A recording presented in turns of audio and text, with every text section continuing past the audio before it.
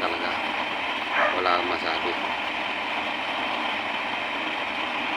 Low flame na low flame.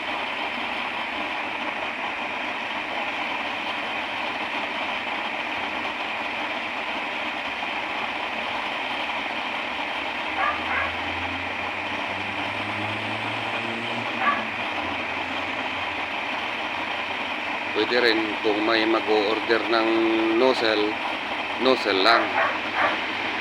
Kung hindi marunong gumawa ng nozzle burner, yung pagbubutas na mahirap ang magbutas, pwede rin mag-order sa akin. Ganyan din, low flame din yung lalabasan niya. Ganyan.